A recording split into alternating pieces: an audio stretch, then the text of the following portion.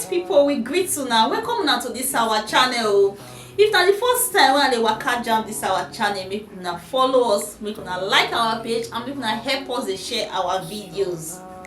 Una know say na ogbonge updated news, breaking news, correct tori na we dey carry come for una for here. So if you never subscribe to our YouTube channel, make una rush go subscribe and also turn on the notification bell so that anytime we like say we drop updates, una go dey notified. Anyway, my people, make we enter the updates and the tori wey we carry come for una like this. Make una watch. Make una come here. I will find about the Resigned. Say analyze the threat wey Tinubu sent to Tribunal over the 25% vote wey no get for FCT.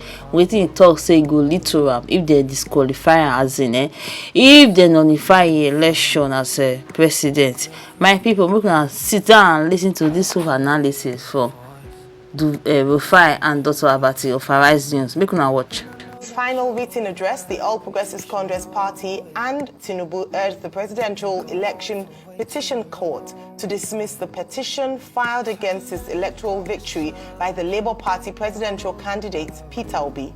Tinubu slams Obi's petition as frivolous and crass abuse of court processes. He says the People's Democratic Party presidential candidate's petition is without form or substance, characterized by repetitions, contradictions, and confusion. Rufai, good to see you. Two stories for us this morning. Two stories, yeah. Let's start. If you were to dial back a couple of weeks ago, I think I said it on this table.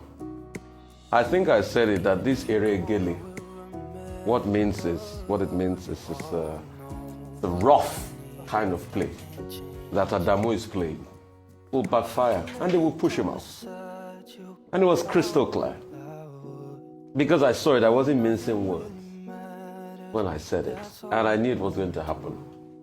Because what happens pretty much, and I think everywhere, even presidential democracy, not only in Nigeria, even in America, is that yes, you have a leader of a party. But once the executive president emerges, he becomes the leader of the party. He has the authority of the party. There are other leaders of the party. There's a chairman of the Democratic Party in America. There's a chairman of the Republican Party. But once the president emerges, he becomes the leader of the party. And there's nothing different in the case of Nigeria. Once I saw the brickbat between Mr. Adamu and President Tinubu, I knew he was in for it. The reports say that allegedly the president told some governors that we must get him out. And based on that pressure, he resigned. I am not surprised it happened. Also, Mr. Adamu had come up many times and said, I didn't support you initially, but now I worked with you. It's quite very difficult to say that in a Nigeria where sycophancy is the order of the day. An average Nigerian politician wants a band of sycophants around him. An average Nigerian politician wants a band of people that we call him Kabiosi. What it means is nobody can challenge your authority. So if the party chairman of the party said, oh, I didn't support you initially, then there's a problem. And Adamu also did show it when they were about to pick principal members of the House, negating what President Tinubu had concluded with the lawmakers. So I knew. In fact, I'm surprised that Adamu had survived up to this point. Because we know the order of the day in Nigerian politics. But the APC said they will fix their problem internally. Yeah, they should come around and fix their problem. I don't really see any big challenge coming out of this to the supremacy of President Bola Tinubu within the party. But I'm sure Adamu has learned his lesson. I'm sure probably he knew on the path he was going before because he's an experienced politician too in this country. So that's about that. The second story about 25%. So, you see the way we carry things, I think those are just the depositions of his lawyers. Because we've put that out there as being hysterical. No, and nobody has the right to be able to gag the judiciary. It is the judiciary that will make the decision. And that's why the eye of the world is on the judiciary. A lot of people have interpreted the 25% in various ways. But the truth is, it is the judiciary that will determine how it's going to interpret the 25%.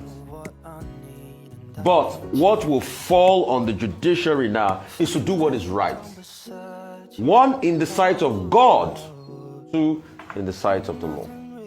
So once the judiciary can do that and bring that level of accountability, but other things about, they were contrary representation, that's his final case. Those are the final depositions of President Tinubu's lawyer at the Presidential Election Tribunal. Let's see how the judiciary room.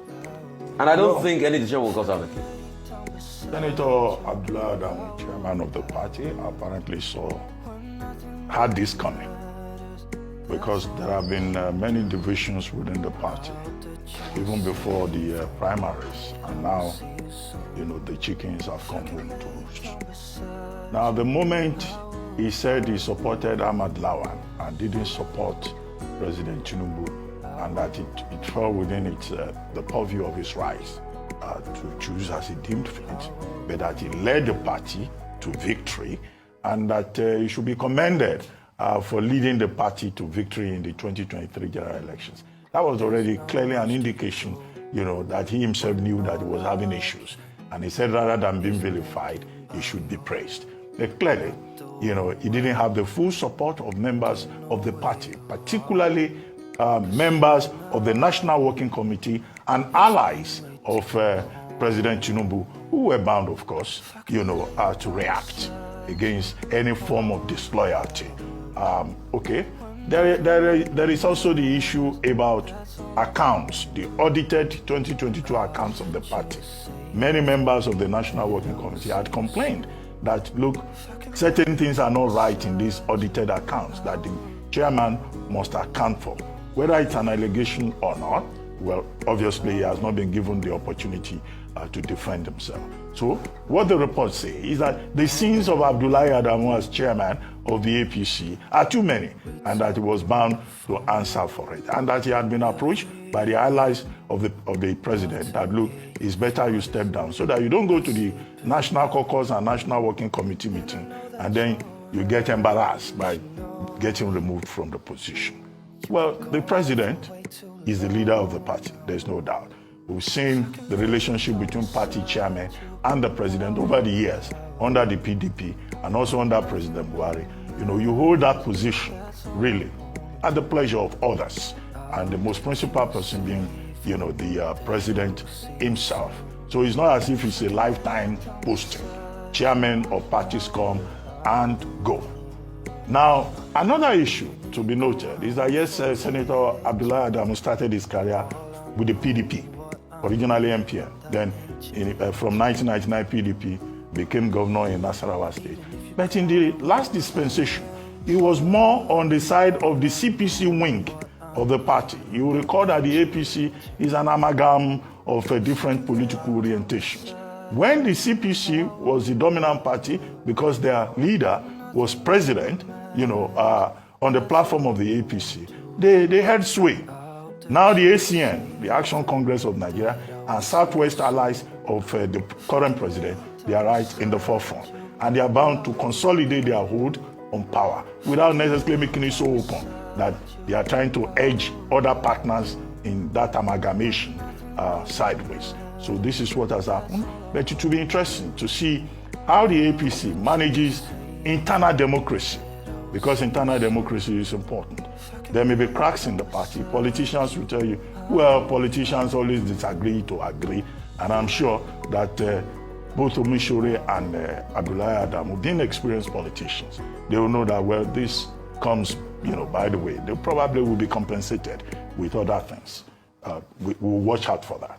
Now, as for the case in court, yes, Presidential Election Tribunal had on July 5, after the petitioners closed their defense and called their witnesses, Atiku Abubakar and the PDP called about 27 witnesses. The Labour Party and Mr. Peter Obi called about 13 witnesses. So Justice Samani and others on that tribunal gave 10 days within which, the APC and President Tinubu should respond to the issues. And what has happened before the tribunal is the APC and President Tinubu submitting presenting through Wole Olanipekun SAN, their lead counsel, their written address. And what Olanipekun SAN did in that written address is just to respond to all the issues, the prayers of the petitioners. The petitioners were asking, for example, that Section 134, sub 2B, should be interpreted by the tribunal disjunctively, conjunctively, but disjunctively. But Wole Olanipekun is saying no. That's not the intention of the legislature, the framers of the law. The framers of the law did not say you have to get 25% from the FCT. So he has this response to that. So it's up to the tribunal to decide one way or the other. Yeah, so my people, and the updates will carry off on like this. So one reason Nana say, make una drop on comments and make una not forget to like and share.